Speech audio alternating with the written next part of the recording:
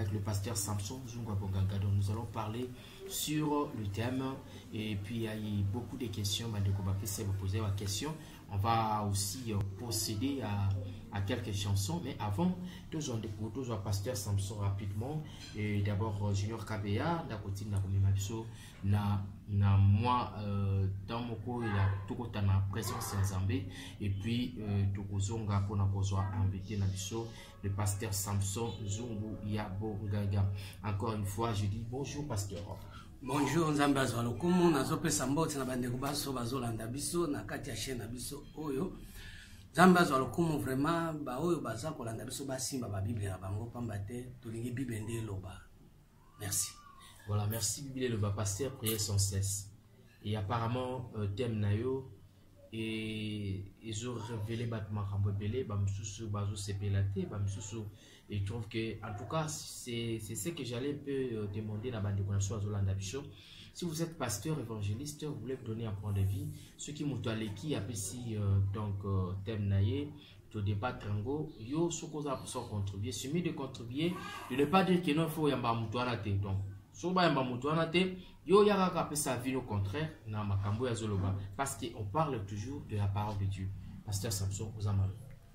Na sepel mingi eza nzela nzambe parce que Jésus alobi libanga oyo na acte 4 verset 12 balobi la pierre qu'ont rejeté ceux qui bâtissaient libanga oyo bato balingi kotonga me babwakisa yango ezalaka pierre d'achoppement makambo soki bazoloba makambo ya bonzambe esalaka pasi mingi parce que bato mingi basi bayebi bamesani basi bakoti na kati eloko siko na miniti osoko longoli biloko wana bakosepela nayo te yango wana ba réaction nyonso oyo yaki eza malamu mingi me nga nazolobela na tina etali prière sans cesse parce que tolobaki la fois passée les prières ya Jésus na Luc 11 verset 2 ndenge bato ba disciple ba c'est enseigne-nous à comment prier na kasi to meka ko développer ndenge tolobela ki wana mais nazo continuer parce que lelo bato ebele bazolinga kosambela or losambo ezali nde kopetola kombo ya Nzambe mais losambo ya bilobela Jésus azopekisa yango na Matthieu 6 alobi boy tango bozobondela bobondela to lokola bapaye bazokanisa ke soki balobi mingi to balobi bilobela bakotisi ba vanité nde Nzambe akoyoka bango bino tata na bino aza na likolo ayebi avant ke bosenga ye ça veut dire Nzambe ayebi avant ke yo senga ye Nzambe nde ayebi yo yebite tellement yo yebite nde yo senga ba vanité yo ko senga ba biloko yo ba mesana ba nyonso ba mesana or siko na Jésus na Luc 11 verset 2 abi kombo ya Nzambe premièrement na no ebulisama que ton nom soit sanctifié kombo ya Nzambe ko bulisama ezana tina mune or ce ko bulisi kombo ya Nzambe ça veut dire rendre kombo ya Nzambe clair or kombo na ende liloba na ye Dieu c'est la parole Jean 1. Au commencement était la parole était avec Dieu, la parole était Dieu. Siko Nzambe wana, soki liloba wana, liloba, eza na lumière te, eza clair te. Au bout ici, en gote po comme clair, ba prière nyonso bokosala eza ya vanité. Or, prière ya vanité, ozozo akombo ya Nzambe, ozo tanga ye pamba pamba. Oh, soko tangi kombo ya Nzambe papa bezate Jésus, ou bien Seigneur. Non. Kombo ya Nzambe kotanga ngo pamba pamba.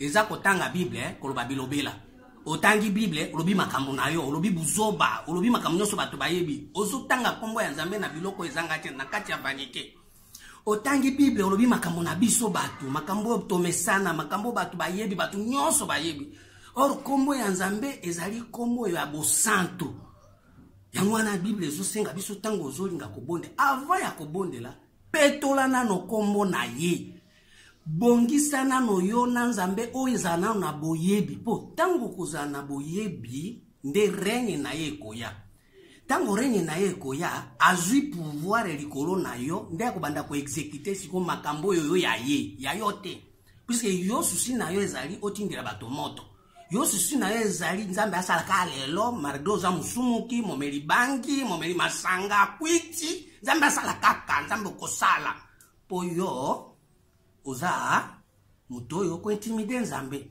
or Nzambe ba intimidaka ete na ba prière ya ba vanité yango wana mo tozolobela prier sans cesse elingi koloba tango mutoyo akoti na kati ya boyebi nde aza na capacité ya ko prier sans cesse puisque soko koti na kati ya boyebi moto akozongisa so na ba prière ya vanité ezate moto akokotisa so na ba prière ya ba pension ezate moto akokotisa so na prière ya par rapport bato ndenge bazomona bato bazolakisa tala ya ndako obandi Nzambe salanga pena zo ndako Nzambe salanga pena zo libala Nzambe siko ba prière wana nyonso e pa Nzambe zo pesa ekanda yango moni na mukanda pesa ekanda single sikoto sala prière lolenge kati Romain azolo babwe Romain 1 verset 19 to banda ta 18 yerobi bwe.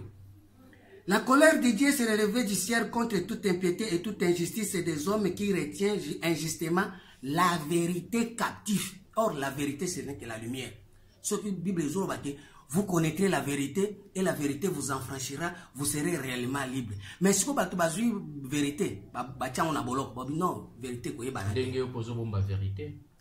Mais ngana bimia wana troisième testament na sope sabino vérité parce que depuis to bandaki to troisième testament ba pelo ba troisième testament ngopé ba bando kan sa ko so livre na yo ou mi troisième testament mais aux autres ba verset biblique aux la carte bible. Bon concernant nasina lobi makambo wana ba tebele ba lobaka testament par rapport na bible papier mukanda oyo bazo simba na maboko or testament ongana zo beza par rapport na héritage.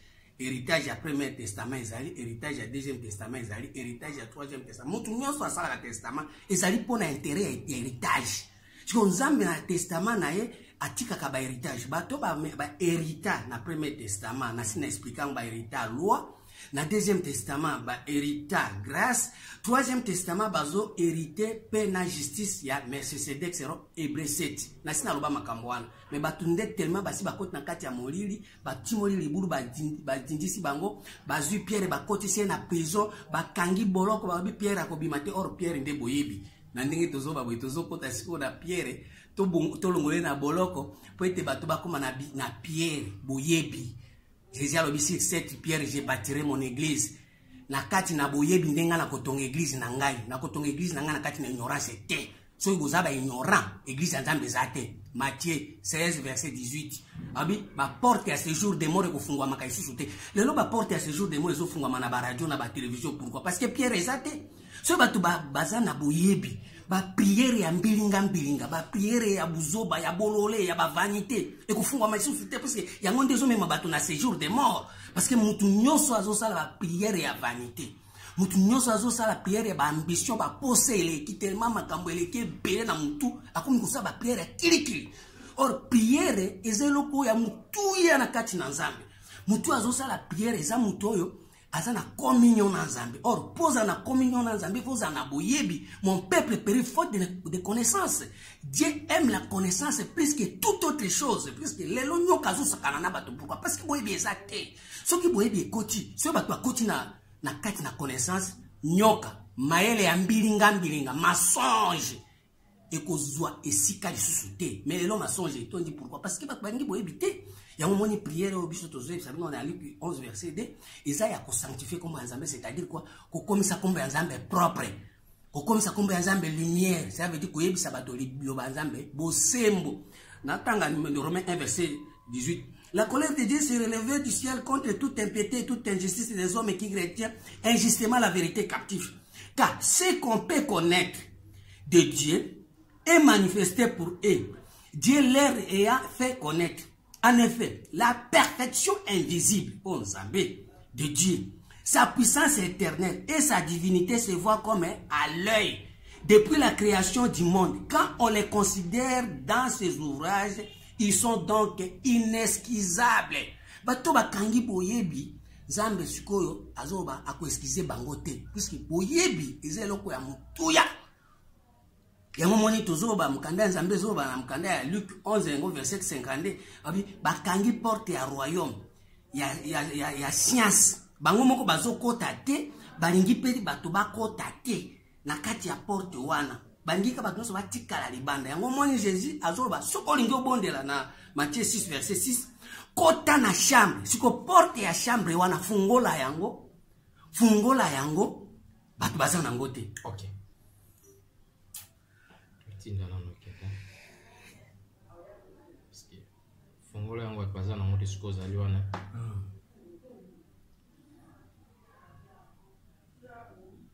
c'est peu fois monta kuna ndaza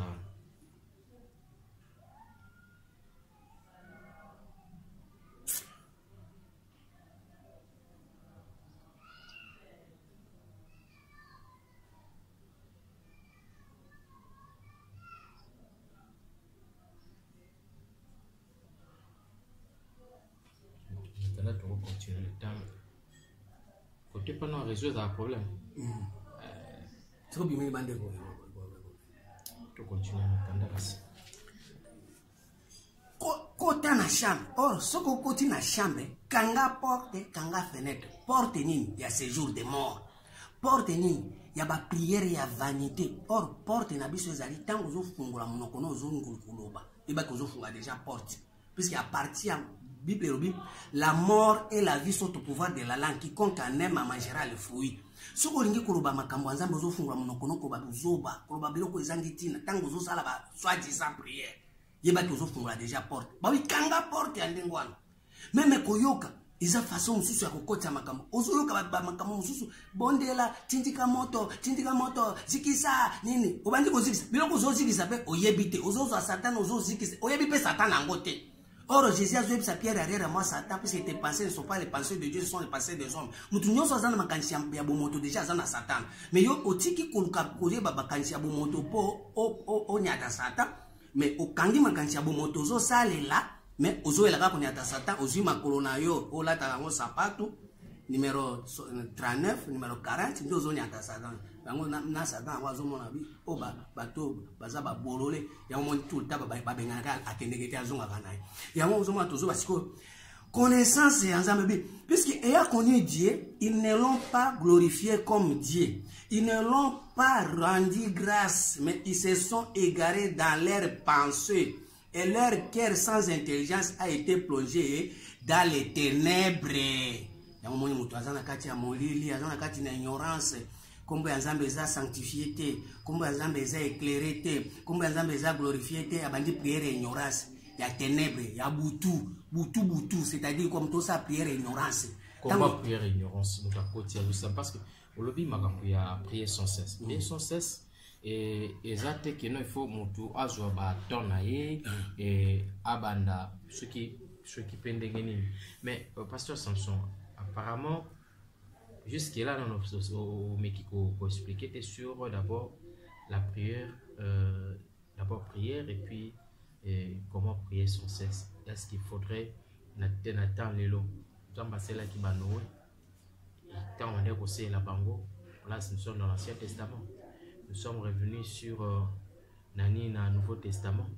Tout le monde nous bêtise sur là, Pierre, Paul, tout ça. Donc on est surtout c'est là qui Nzambe. Mais aujourd'hui, toko sala nini pour que mutu azala suna ba prière répétée parce que yemoko Jésus si vous voulez prier, priez notre Père qui est au ciel.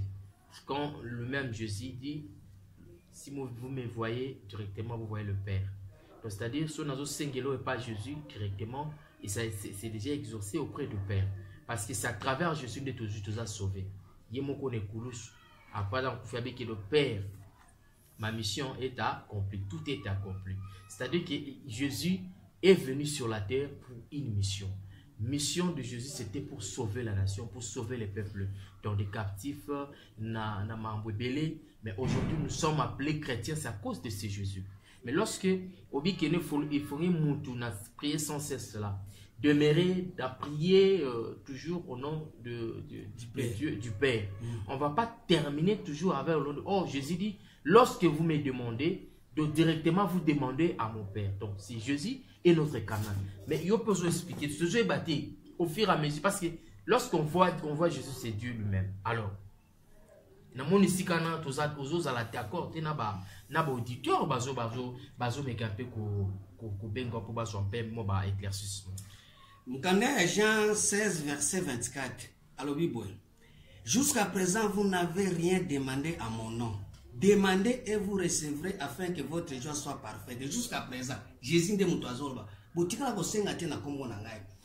Je vous ai dit ces choses en parabole. Moi, Jésus m'a dit, Nazoïb Sabino Bilokoana, Makamunyo Swana na Masese. Or, Masese, so Nzamba Zorba, so Jésus Azorba na Masese, ba parabole, mutu akoyoka makambo ya clair eza te. Or ba parabole nyonso neti ti lelo ba église na biso eza ba église ya parabole, église ya vérité eza te, ya makambo eza clair eza te. Parce que tant Jésus azoba na parabole, prier sans cesse yo ba non, okokango pete osala pe yango te. Mais soko koti siko na sanctification ya kombo ya Nzambe, wana okoti na kati ya olongwe na parabole, okoti siko na vérité, okoti na lumière, okoti na éclaircissement. Or soko okoti na éclaircissement, Nzambe o tozobenga tata, ezaka ka Jacques 4 verset 23 24 bi, Dieu est esprit. Les vrais adorateurs adorent le Père en esprit et en vérité. Abakisi en chair te. Soko azo adorer Nzambe en esprit na vérité o bozoboya. Ndesko yo okomona Père. Soko koti na esprit na vérité, mbala moko fils ase susu na tina te, parce que fils ekozala par rapport na esprit ya vérité oyo yo zo bimisa wana nde fils ya komona. Fils na zolo ba fils eza fils yo biso bino botiebe ti ba bikekote. Fils ce n'est que œuvre, pratique, acte. Ba acte nyonso bo composé sur la Melchizedek. Ba acte nyonso bo composé et kozala valable na esprit. Yango moni Jésus na contexte wana azoba que moi et le Père nous sommes un. C'est-à-dire quoi? Esprit na pratique ezaka ka moko. Mais lelo bato komona mutu azokanisa malamu, mais soko ke na pratique bozoba na bozoba. Acte nyonso bazo poser ça. Pourquoi? Parce que bato bazo kokasala ko accorder concordance entre esprit na fils. C'est-à-dire quoi? Esprit na pratique nango. Or Dieu est esprit. Or pratique nyonso ya esprit, il faut ezala fils, ezala œuvre o ezo correspondre na esprit. Na koloba boy. Bato bazo kanisa malamu. Okomona mutu azo kanisa malamu, mais koloba pratique ya koloba kaka boy ezo simate. Or tango azo loba mabe, azo pratiquer mabe, même esprit eza ya kobeba. Yango moni mwa Nzambe amona na esprit ya bonzambe mwa. Wa tokoti siko na esprit de l'homme, esprit de l'air, de l'erreur, esprit des animaux, et comme ko fonctionner na kati ya mutu ya batu. Or soki tokoti siko na esprit ya Dieu esprit, et comme mabiso sikoyo na fils pratique, o e kopesa honneur na le même esprit. Na opes exemple, ozo raisonner que ngai il faut na sombanda, il faut na sombanda. Faut tout mon appel ko sombinda ko tonginda ko nde olobi ke osala ki makambo yango, mais okoloba kaka na kosomanda na kosomanda. To mona boy otika na kosomanda ko to kufu otika nengwana. Mais muto aza ko raisonner que na kosomanda malgré asomina, mais ko situka après une année déjà asombinda ko, asombe. Wana ko mona alo akanisa ki a pratiquer pe to moninda. Na pesi exemple. Mais les loba chrétiens belé bazan esprit. Kutu bazan esprit te. Baza toujours na chair, nzoto. C'est-à-dire makambo Nzambe batiango na nzoto boko ka arriver ko atteindre but de esprit de façon que fils o eza pratique et mona na ke eza contraire na esprit. Yango Jésus azoba ke si vous voulez prier dites Père. Koloba Père eza ko bate au Père. Non, c'est-à-dire esprit na yo na pratique na yo ezala nano uni à ce moment-là ce qui est commis uni et qu'on permettre au sanctifier Père, comme ya Père, au sanctifier l'ilobazan, au sanctifier parole de Dieu de façon que na esprit ya parole, na pratique ya parole, ezala kaka moko. Na tina ete, batu bazomo na yo mutu ya Nzambe, bakutona ba pratique ya buzoba te. Donc c'est-à-dire marcher selon l'esprit de Dieu, marcher selon les principes de Dieu. Wana te, batu bakota, wana eza premièrement il faut qu'on sanctifie na no kombo ya ba boko ko sanctifier comme Nzambe, ça veut dire ko kota na kati ya boyebi, ko kota na kati ya bososo. C'est ça, donc marcher dans la sincérité. Batu bazana ngo te balingi yango te pe ba la pierre qu'on rejeté bango ba boka ka boyebi. Batu nyonso basambela banza. Donc c'est la sosola na bona nboza. Nzambe dès avant banda ko sala ba sacrifice ba pesa ba offrande. Offrande ba bloko. L'essentiel premièrement na faut ozana no boyebi po soki ozana boyebi nde règne ya Nzambe kwa à ce moment là okozala susu te muto azolo ba makambo Nzambe ozoba la chair est faible ndeko tala la chair est faible. Mais pourquoi tu marches avec la chair? Bible dit marchez selon l'esprit et vous n'accomplissez pas les désirs de la chair, puisque la chair a des désirs contraires à ceux de l'esprit. Bon, ceux qui sont en Jésus crucifié et ceux qui sont en Jésus Christ ont crucifié la chair avec ba désir nango na ba pension nango mais yo olobi ozana nzambe mais to kotala yo ozana ba pension ozana ba désir à partir ba désir wana nde ba sacrifice comme ebele ba prière ya buzuba kotungisa nzambe na makambo ozo senga biloko soki ba peso ebungisi yo ebebisi yo. Donc il faut être préparé. Préparer, enseigne nous à comment prier. Oui, c'est ça. Papa, bato bazana ba enseignement ki. Or enseignement wana isa enseignement to ken église o banda ko kama kamomoko chaque jour zo kakali kamomoko azwaki lipa apesi ba ikoli na kamatani melani ozongi lobinde. Non. Spiritualité bandi na Genèse 1:1 au commencement Dieu créa les cieux et la terre. À partir de Lukana no boyebi ko ya pasteur bazonga ka toujours na ba verset parce que on le dit bien. Spiritualité by la jeunesse. Donc il y a que des explications quand la Bible manko mazota on va expliquer ba tout.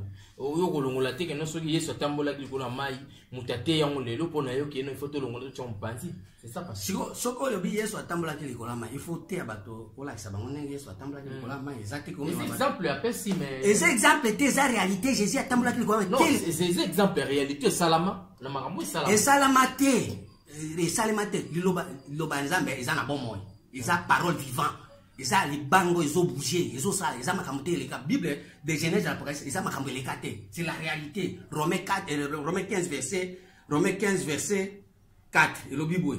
Baninga mikati nankolo. Botika kuzwa Bible, botika comme sango livre na bien histoire. Or, tout ce qui a été écrit d'avance, l'a été pour notre instruction. Afin que par la patience et la consolation que donnent les Écritures, nous possédions l'espérance. Tout ce qui est écrit d'avance. De Genèse 1 et comment il faut bon la vision toute écriture est inspirée de Dieu pour enseigner, pour convaincre, pour corriger. Autant que Genèse 1 et Seigneur déjà où il na etonga bongoli motem. Genèse 1 à pamba.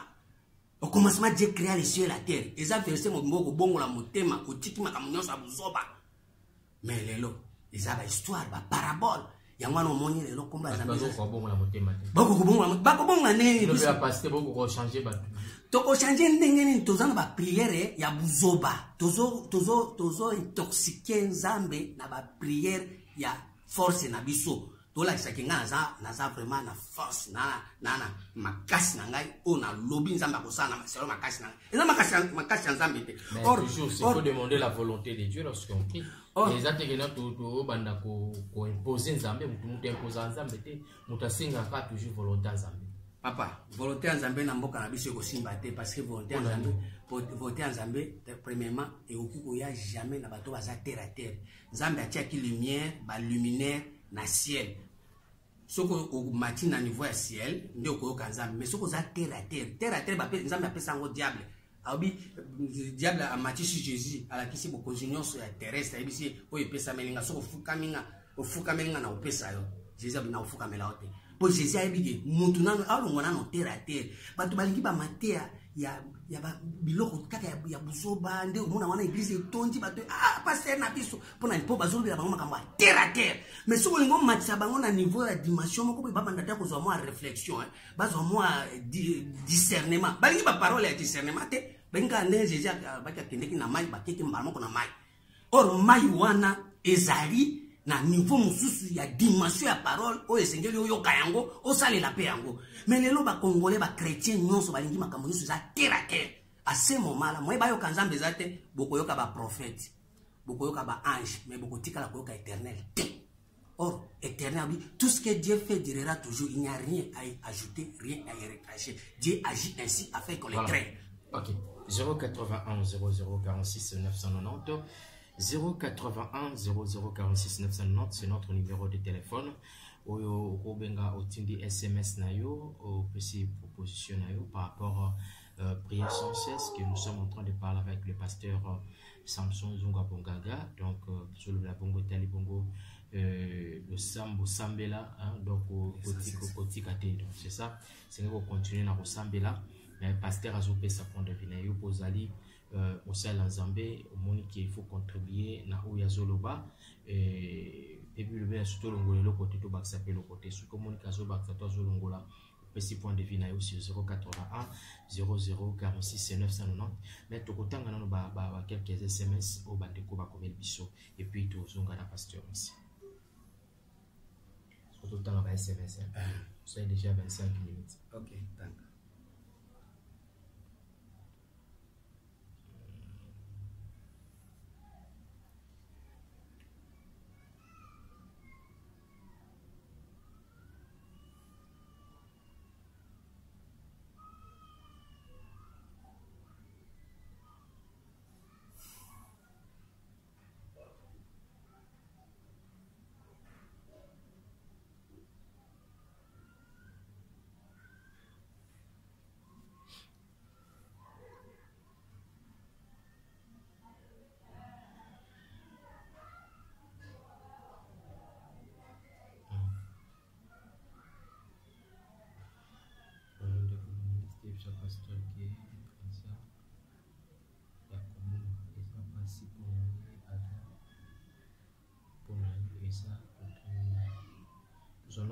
Voice, hein?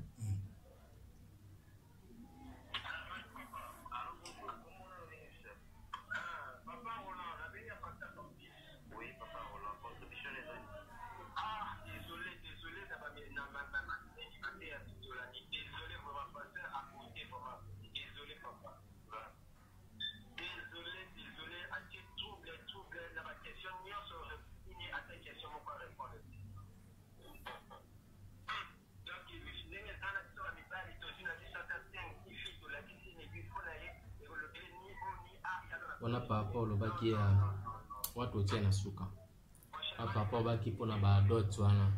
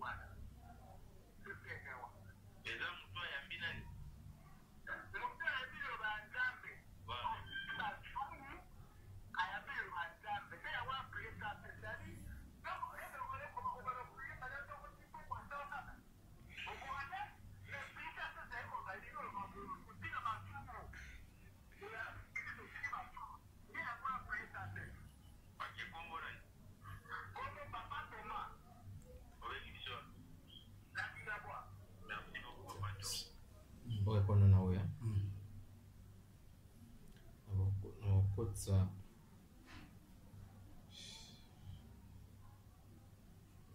Regarde, comme ça.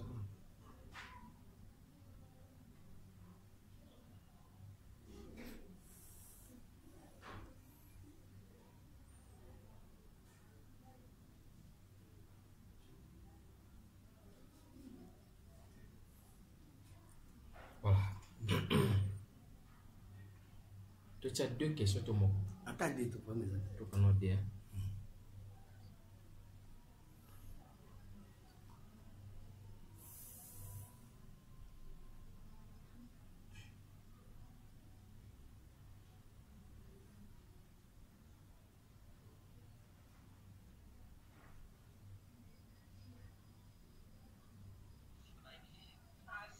Bonjour, on a invité sur les en direct d'émission.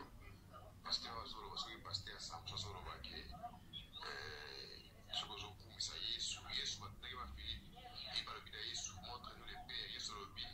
Philippe, moi, Moninga, à Monitata, c'est quoi le biais, répare, répondez, Philippe, comme bon pour la vie. Pasteur, on a même appelé, on a dit, on a dit, bateau de Gamimawa. Ça va te suivre là, oui.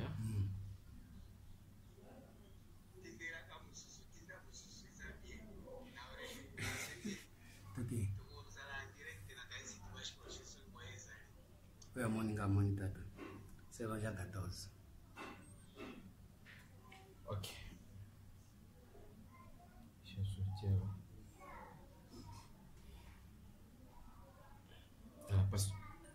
Voilà, Pasteur Samson, là sur qui va question, il y a quelques personnes.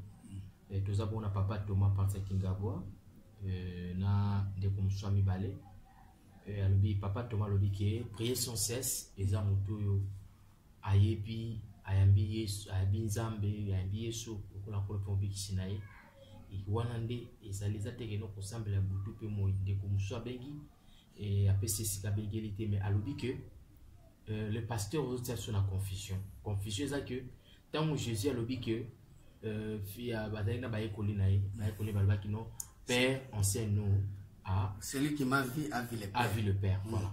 Pourquoi répondre à la bande de na moi parce que petit na minute mokia.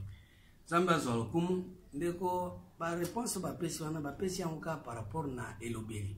Mais pratique nango ba zanango te parce que masumo ezani. Soko kena mkanda 1 Jean 3 verset 4 lobibo. Quiconque pêche et transgresse la loi. Or la loi de Dieu ce n'est que Dieu. Soko buki mibeko oza musumu. Or mibeko ya Nzambe nde Nzambe. Les véritables prières ezali que ton nom soit sanctifié, c'est-à-dire mibeko ya Nzambe ebulisama. Soko siko obulisi kombo ya Nzambe ndio prier sans cesse. Na kanisi wana ndesiko yo bandi poko bulisa kombo ya Nzambe okobuka su mibeko te ça veut dire okolobesuma ka Nzambe na ignorance te. Okolobesuma ka Nzambe ko sepesa batu te. Okolobesuma ka Nzambe pot pasteur na yo abenga yo bishop ape so ki titre te. Ozolo ba par rapport na ndenge yo so bulisi kombo wana. Tango ko bulisa yango nde okomisi yango ezangi lisumu yopo kozanga ozaisu na lisumu te. Alors oui, quiconque pêche transgresse la loi et le péché est la transgression de la loi. Or nous le savons, Jésus a apparu pour ôter les péchés et il n'y a pas à lui de péché. Or Jésus ce n'est que le fils de l'esprit. Fils c'est-à-dire quoi? Esprit nyonso ezaka na pratique nango tozana esprit ya erreur ezana pratique nango tozana esprit des hommes, ils appellent la pratique. Ils appellent l'esprit de Dieu, ils appellent la pratique. Ils appellent l'esprit de l'éternité, ils appellent la pratique. Tous les pratiques, ils ont des œuvres, des actes tous opposés. Et pas un Zambé, Zamba mon angolo kola, banana biso. Et au moins les bibles, mon zolo baké. Zété na zété, beaucoup de bango na nini. Nambuma na ngo ba fruit. Ça veut dire ceux qui esprit na yo so so linzambe malamuté. Pratique yoko sala wana ezo ya lokola fils mais fils wana ezo ya lokola Jésus na sina expliqué plusieurs fois Emmanuel Jésus Moïse ba pratique nyonso wana ce sont des œuvres ba œuvres nyonso wana ezo refléter éclairer et refléter lumière et refléter éclaircissement à ce moment là comme ya Nzambe ezo bulisa mate yango wana omona ba pratique nyonso ba église ezo bima mabe par rapport na prière. Pourquoi? Pour bazo wa ko sanctifier comme on a mette moi perenye na ye e ya ezati ya mo ndenge dozabwe osambe na tongo lobi kuno tutili baku ofingi oswani owerani na poko ke ko senga bolimbisi ozana bo konzite ozana renye te po soki oyebaki olingai ko renye renye wana ingai ko fanda libera na libera de façon que yo osumuka ka isuté puisque Jésus a lobi boy celui qui marche pendant la lumière ne broche pas akobeta mabakute parce qu'il voit quoi la lumière de ce monde. Lumière c'est-à-dire que muto tambola na boyebi muto asi ko petola kombo ya Nzambe akobete suma bakute mais yo zona kombo ya Nzambe ozo sakana nango o petola ngote yango mona ka ba mabaku awa na ozi mwasi ya mutu awa na omelima sanga komi na kwicho komi ko finga awa na obaluki komi lokutana muno ko lobinga yo nyonso wana ezani parce que kombo ya Nzambe ozo bulisa mate mais or soko bulisi kombo ya Nzambe nde obandi prier sans cesse yango Nzambe asunga po soki lelo bato bazo sambela Nzambe kana ndenge ya kibudi reni na eko ya te yango mona ka bitumbezo ya na ba église bitumbezo ya na mboka bitumbezo ya partout parce que mais ozo répondre te jusque là na zoba na pesi réponse par rapport na masumo bi moto azo pratiquer voilà papa Thomas siko deuxième question ça qui a ndeko ya lobi ouais mais sur la Philippe bon Philippe ya lobi bon wana ezali makambo yo Jésus abi vous me connaissez mais le monde ne me connaissait pas pour quand wazo ba na Philippe abi le monde ne me connaissait pas parce que ayebi ke bato bazana monde bakoye ba Yesu te bakoye ba pratique ya Yesu te bakoye ba œuvre te bakoye ba acte ya malamu te na uti kozongela makambo abi Jésus tango azoba makambo wana tango azoba babi montre nous les pères cela nous suffit la kisabiso kaka tata or le père ce n'est que l'esprit la kisabiso esprit o wana déjà kokipo soki toyebi esprit ba pratique esprit wana ekubana ko se manifester na ngai Philippe eko manifester pa ya ngai Jean eko manifester pa ya Timothée eko manifester pa ya Gilbert baknyos la kisabiso kaka tata puisque soki tomoni tata to sanctifier kombo na ye acte nyonso tokoposer eza déjà fils, eza œuvre, eza ba acte ya malamu, puisque Dieu est esprit. Soki nzamba sokoli biso a permettre biso yango na tanga na mukanda ya Jean 16. Jean 16 verset 24 à 25 elobi boy. Jean 16 24 à 25. Ba ninga mikati na rapide pour Nathan. Jean 16 24 ah Jean 16 après ça biso réponse ya makamyo sur question sur bazana ngo elobi boy. Jusqu'à présent vous n'avez rien demandé à mon nom. Demandez et vous recevrez afin que votre joie soit parfaite. Je vous ai dit ces choses en parabole. L'heure vient où je ne vous parlerai plus en parabole, mais où je vous parlerai ouvertement du Père. Moi, je dis, ça veut dire esprit. Et en ce jour-là, vous demanderez à mon nom et je ne vous dirai pas que je prierai le Père pour vous. Car le Père lui-même vous aime parce que vous m'avez aimé et que vous avez cru que je suis sorti de Dieu. Tala makambo Jésus a sopé ça abi na ko lobesu na makambo wana na kombo na ngai puisque ya ebi déjà que esprit na pratique et comme ka moko. À ce moment-là, c'est le Père esprit qui agit par rapport na fils o ezali ba acte. Ndio komona ba acte ya malamu banda ko posame na ba église na batu nyonso bazo sambela mais lelo mutu atamoko azana acte ya malamu te puisque ba acte wana yango neja nzamba ko juger biso selon mukanda ya Ecclésiaste 12 balinga mikati na nkolo toti ko sakana nzamba nzamba za kamadi ya mutu te bote ko tia nzamba kwa kamadi na bino nzamba banga mutu te 12 verset na bandi na verset 14 dis reste mon fils tirez l'instruction de ces choses on ne finira pas si l'on voulait faire une grande nombre de livres. Et beaucoup d'études est une fatigue pour le corps. Écoutons la fin du discours. Crains Dieu et observez ses commandements. C'est là ce que doit faire tout homme, car Dieu amènera toutes œuvres en jugement. Toutes œuvres, toutes pratiques, toutes fruits. Zamba ko tia mona jugement parce que ba fruits ba bazana ngole lo. Zamba ko jugement. Car Dieu amènera toutes œuvres en jugement au sujet de tout ce qui est caché, soit bien, soit mal. Moi, je vais te dire, on a sali malam, on a sali malam.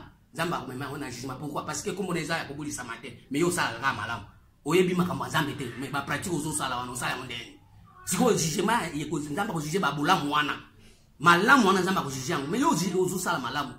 Avant on sala malam, est-ce que yo oyebi na on zamba, on sanctifier comme on a pour être règne na yeya pour sala malam. Bon, yo sali mabe. Est-ce que vous avez dit que vous se retrouver dans la misala ou les bangote? Pourquoi pas? Vous sanctifier comme un oh, ce qu'on sanctifie comme un zambé, au bout du comme un zambé, pratique n'a eu que ça la bossante, puisque Dieu est 3 fois saint. Mukanda Esaïe 6, verset 3. Ce qui nous a 3 fois saint, 3 fois saint, 3 fois saint, c'est-à-dire quoi? Esprit saint, parole saint, pratique saint. Esprit n'a eu ça tout. Et l'obélinayo, ils ont santu, ba actes opposés, ils ont santu. À ce moment-là, ils ont dit or, Nzambe, ils ont des paroles. À ce moment, ils ont des paroles. Balinga mikati na nkolo. Mais les lois balingi paroles, ils ont sanctifié mon esprit, na âme, na corps. Balinga loyenge. Yangwa na zoe sabino o eza 3e testament. Tozoya po ete tolongola bino na se, to matsabino na dimension ya likolo. Puisque Nzambe afanda na CT, mutaza na C za diable. C'est-à-dire bozo fanda na réunion na bino ko bakama makambo a terre à terre. Bo ba makambo a batu. Makambo pasteur na yo ya évêque ya bishop. Or na makambo Nzambe, sentiment Nzambe za sentiment te. Nzambe za sentiment te, Nzambe za pa camarade te. Kanga mkanda 1 Corinthiens 3 verset 18 à 23. Nzambe ebi mutute. Kutu Paul Nzambe azoni abe qui est Paul, qui est Apollos. Nzambe azana kanda, na mincho azana kanda. Poete lelo soki to sanctifier comme on est to bulisi comme on est règne na ko ya bitumbe ko sila. Mutu na mutu akoza na calme. Je crois que on a une réponse au PC na bande ko ba ko intervenir. Na pesi réponse pe naza ko yebisa bango prière oyo il faut mutu nyoso asala ngo. Pour to prier sans cesse. Voilà, merci 081 0046 990 081 0046 990 tu as dit bongo pasteur Samson. Zongo Ponganga, toujours la bongo prier sans cesse. Merci que tout le temps ba SMS la biso où vous allez puis tout tangi pasteur à répondre rapidement et tout clôturer l'émission la biso. Je crois que c'est ça. Donc pasteur plus ça SMS la tanga pour na et pas ngai. Et tanga la tindi la kyote.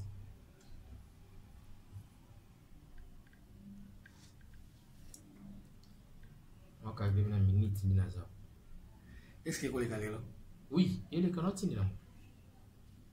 Il est quand même. Changi makambo eza makasi ngamu ko na ufanda bwe na kangu makasi.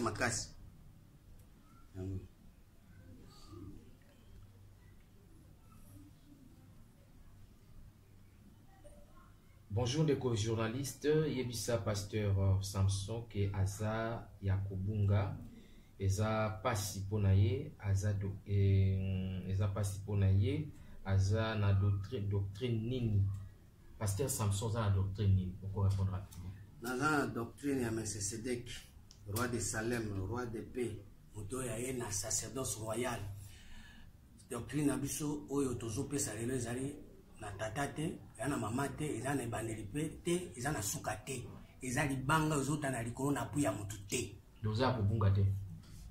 Bon, kobunga eza par rapport na Jésus alobi na mkanda ya Luc 2 verset 34 au Bible, Simeon le bénit et dit, Marie, sa mère, voici cet enfant est destiné à amener la chute et le relèvement de plusieurs en Israël et à devenir un signe qui provoquera la contradiction. Moi, je dis, parole il faut que la contradiction na mutu ya bato parce que bato basi ba koti mingi na ba prière ya koloba bilobela ya ko tungisa nzambe na mkanda ya Matthieu 6 verset 7.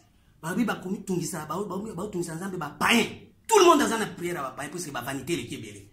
Bon, siko na minute biso tozoya po ete ba mususu na bazo ashite. Ba mususu bazo ashite to relever ba mususu po na kati na ba mususu bazo comprendre bien makampasi azo beza ya solo bango ba kotomba matomata bango likolo. Ba mususu batika na se batika na se nzambe nyoka batindela bile ya nyoka za poussière. D'accord. 081 0046 990 081 0046 990 au Bengi Bissou, surtout comme SMS. Bonjour papa, journaliste Isa prophète Shekina Munongo, Tunilanga pasteur Jean 10 30 et la Kisinini Boye Azolinga Akabola Musuni Naposo Jean 10 30. Na uti ko pesa kutu sens nango, moi et le père nous sommes un. Esprit na pratique ezaka moko. Na sindi na lobi yango. Tango Jésus azolo bandengo wana azolo bango so libanda te wana koti na dimension mususu ya koyeba ke esprit na pratique eza un. Elingi koloba nini? Bible zo bana mkanda ya Jean 6 verset 63. Les paroles que je vous ai dites sont esprit et vie, la chair ne sert de rien. C'est-à-dire parole ezape na pratique nango pesa esprit. De réponse nanga. Voilà, bonjour papa journaliste, Tunelanga pasteur Alimbola verset Oyo, Jean 14, 12 à 14.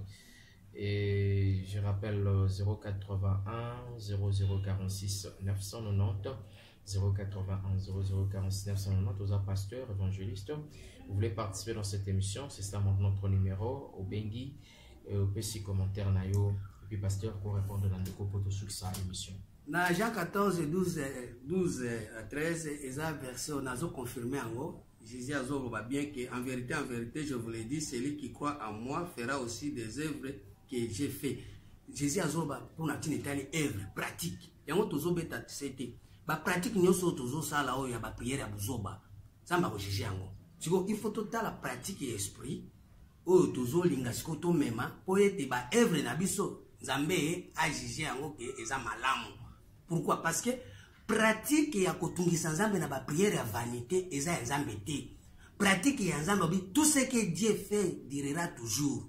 Il n'y a rien à y ajouter, rien à y retrancher. Nde pratique ya nzambe yango wana. O nzambe sa eumela kaka, ça veut dire makambo ya nzambe eza na éternité, eza na vie éternelle. Or Jésus pa yaki po apesa biso vie éternelle.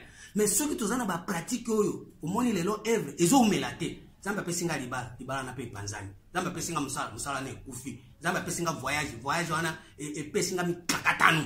Babiloko nyonso wana eza ba pratique bien sûr. Mais ezoleka nango. Moi pe to banga nzambe zate. Moi pe to zola bato ya ko banga nzambe zate. Yango nazo senga na yo muto zolanda ngai.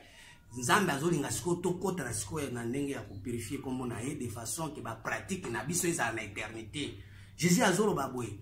Travaillez non pour la nourriture qui périsse, mais pour ceux qui subsistent pour la vie éternelle que le Fils de l'homme vous donnera. Et ça, Mukanda Matthieu, et à Jean 6, verset 27, Baninga Mikati Nankolo.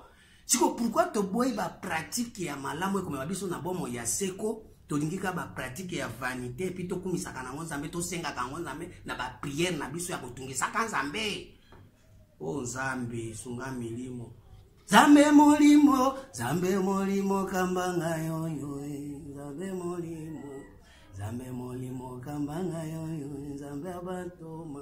Dieu est esprit. Les vrais adorateurs adoraient le Père en esprit. En réalité, dans l'homme, c'est l'esprit, le souffle du Tout-Puissant qui donne l'intelligence. Job 32, verset 8. Job 21, 22. Zambazo géré l'esprit. Ce sont des enfants d'esprit. Ce sont des enfants de l'esprit qui sont fils de Dieu, pas des enfants de la chair. 081 0046 990. Je crois que je rappelle mon question et puis de clôturer l'émission. Je crois que Komoko. Pasteur Tojo a monté, bon, je suis en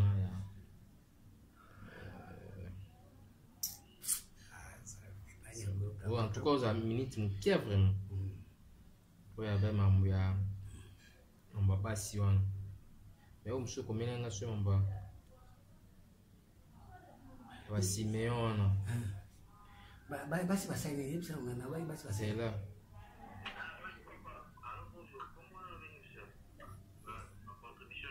Les membres d'autres. Pour le moment, la souka émission. Maintenant, pour le moment, d'autres, on a pas si. Est-ce qu'il faut me tabac la combelle? Mais il y a un peu ça qui est au point de vite. Il y a un peu de Deuxième Testament.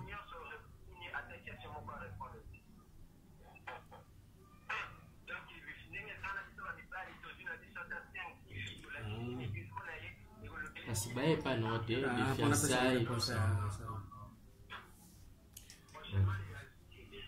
Ça va. Oui, dans le bail. Fiançailles. Voilà.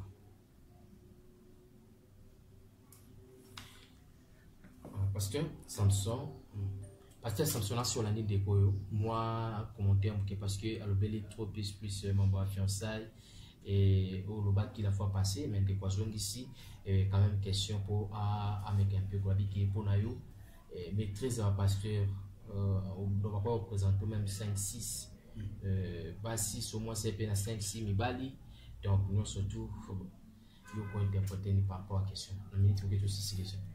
Na pesa qui réponse à la question pourquoi parce que Bible na 1 Corinthiens 2 verset 11 lesquels des hommes en effet connaît les choses de l'homme si ce n'est l'esprit de l'homme qui est en lui. De même personne ne connaît les choses de Dieu si ce n'est l'esprit de Dieu. Makambo les makambo ya kobala ba kutimi fo bokende pa ba papa ba mama o babala ba o ba ebi ndenge ni ba bokola kalibota ndeni basala ka makambo wana eza makambo nzambe te makambo kobala eza ya biso. Pasteur de Boshira pasteur de bazo devient mission na mission na biso zali ya royaume. Cherchez premièrement le royaume et la justice de Dieu. Les restes, on les a les restes on okoye bango na classe. Voilà, parce que na les restes on okoye bango na ba parents okoki koya na ngoma kamba nzambe te. Soki boza na comportement malamu fiançailles beaucoup ça tantôt 3 mois, beaucoup ça là 6 mois. Et ça que aux fiançailles aux yeux tellement éducation ça bien té. Yango moni ba twazo na kati ya bulu yeke mais wana eza kopesa nzambe ba shaito eza lokola makamususu kende pa bugumes kolinga to kende makamususu pa gouverneur to président eza makamususu eza ka pona gouverneur yango moni nzambe atiaki ba luminaire pour éclairer terre yango nazo zongisa bino sikoyo boluka ba parents oyo ba yebi makambo wana ba ngana zo ba makambo 3e testament ka mbingone yango na pesi bino fo dite les andeng yo téléphone conclusion pasteur mbolanda chaîne na biso na CLZ SSTV na YouTube. Voilà, tout ça, ma campagne, 3e testament. On a numéro plus 243 89 9 42 43 81 089 9 42 43 81 Pasteur Nzungu wa Bunganga. Zambé apambo la bino nyonso merci. Merci beaucoup Bandeko Bolanda qui suit son émission. Merci à Junior Kabea pour la mise en onde et la réalisation de cette émission. Quant à moi, je vous retrouve prochainement. La rediffusion de cette émission sera suivie à 5h du matin. Je crois que Junior Kabea est là, à 5h, donc à retenir l'émission. Pour Kolanda, on va suivre super d'arrêta, on va suivre avant. Donc, Boza, Bongo, pasteur évangéliste, Moyembi, Olingo, le canal émission Oyo, et puis c'est ses alliés sur 081 0046 et 990 081 0046 990. Que Dieu vous bénisse. Au revoir, bye bye. C'est ça,